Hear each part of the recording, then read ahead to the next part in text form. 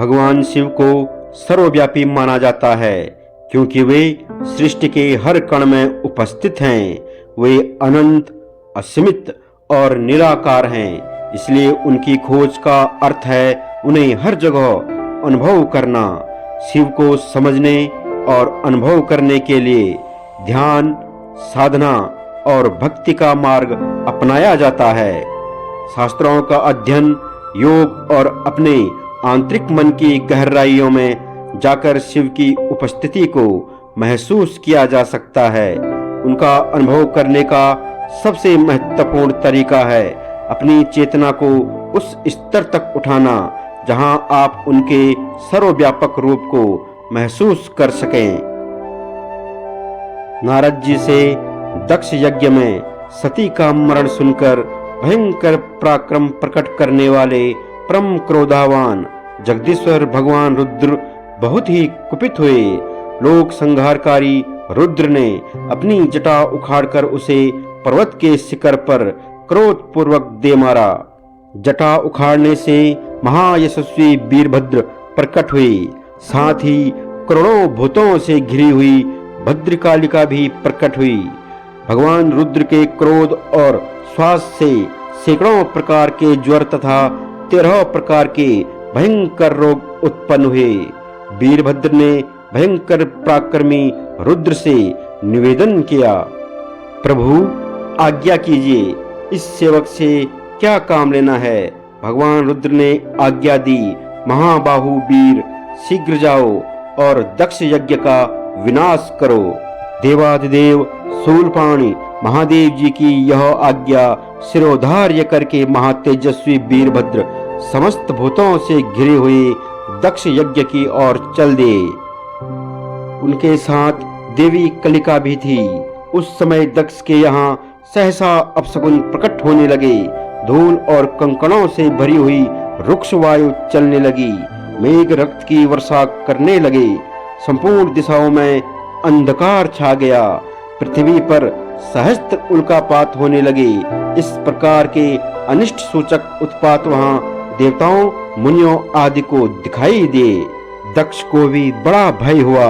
वे भगवान विष्णु की शरण में गए और विनय पूर्वक कहने लगे, महाविष्णु आप हमारे परम गुरु हैं, रक्षा कीजिए, रक्षा कीजिए।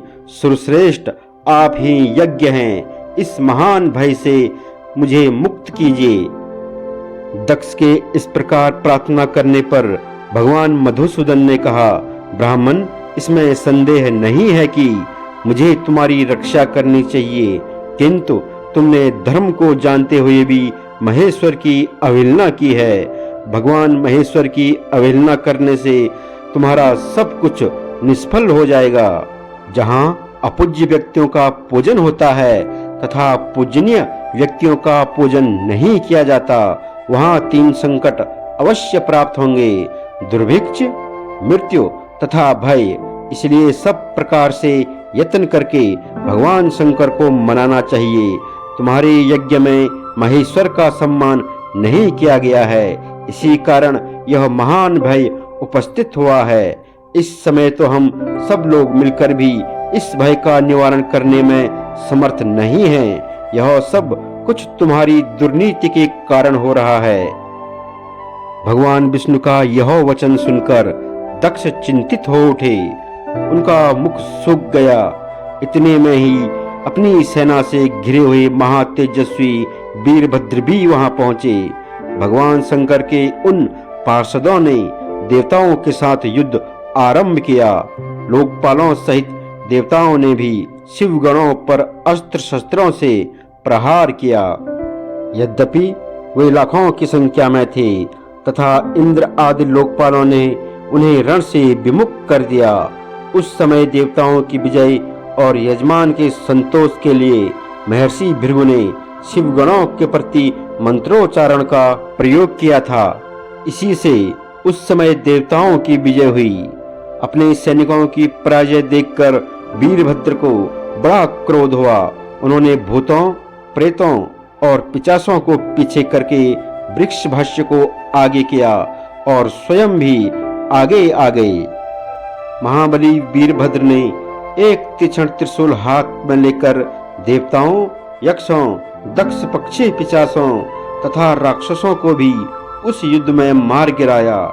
समस्त शिवगणों ने शूल के आघात से देवताओं को गहरी चोट पहुंचाई। फिर तो संपूर्ण देवता पराजित होकर भागने लगे। सबने एक दूसरे को छोड़कर स्वर्ग की राह ली। केवल इंद्र आदि लोकपाल ही विजय के लिए उत्सुक होकर वहां खड़े रहे। वे बारंबार गुरु बृहस्पति से पूछते थे, गुरुदेव हमारी विजय कैसे होगी? तब गुरु बृहस्पति जी ने कहा, भगवान विष्णु ने जो बात बहुत पहले कह दी थी वह आज सत्य हुई। इस समय तुम्हारी विजय का कोई उपाय नहीं दिखाई देता। इंद्र, तुम मूर्खता और लोकपालता के वश इन लोकपालों के साथ यहाँ आ गए हो। बताओ तो इस समय क्या करोगे? ये परम सौभाग्यमान गण भगवान शिव के किंकर हैं, वे ही इनके सहायक हैं। ये महाभाग कुपित होने पर जब संहार आरंभ करते हैं तब किसी को शेष नहीं छोड़ते। गुरु बृहस्पति का यह कथन सुनकर वो संपूर्ण देवता, लोकपाल तथा इंद्र भी चिंता में डूब गए। तदंतर शिवगणों से घिरे हुए वीरभद्र ने कहा, तुम सब देवता मूर्खता के कारण यहाँ भेंट लेने के लिए आ गए हो। मेरे निकट आओ, मैं तुम्हें भेंट प्रदान करता हूँ। सखे इंद्र, मित्रवर सूर्य चंद्रमा, कुबेर, पासधारी वरुण, महाराज यमराज, मैं आप लोगों की तृप्ति के लिए शीघ्र ही भेंट अर्पित करूंगा। ऐसा कहकर क्रोध में भरे वीरभद्र ने सब देवताओं पर बाणों की बौछार आरंभ की। उन बाणों के आघात से पीड़ित होकर वे सब के सब दसों दिशाओं में भाग गए। लोकपालों के और देवताओं के पलायन कर जाने पर भगवान विष्णु भी वहां से चले गए। फिर वीरभद्र अपने गणों के साथ यज्ञशाला में आए।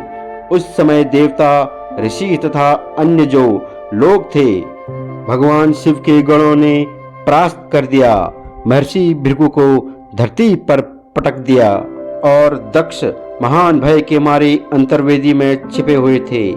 इस बात का पता लगने पर रोष में भरे हुए वीरभद्र उन्हें पकड़ लाए और पकड़कर उनके सिर को धड़ से अलग कर दिया। फिर दक्ष के कटे हुए सिर को उन्होंने तुरंत ही यज्ञ कुंड में डाल दिया। इस प्रकार परम पूज्य ने भगवान महेश्वर का अपमान करने के फलस्वरूप दक्ष यज्ञ का विध्वंस हो गया। अतः जहाँ अपूज्य का पूजन और पूज्य का अपमान होता है वहाँ विनाश ही होता है। हर हर महादेव।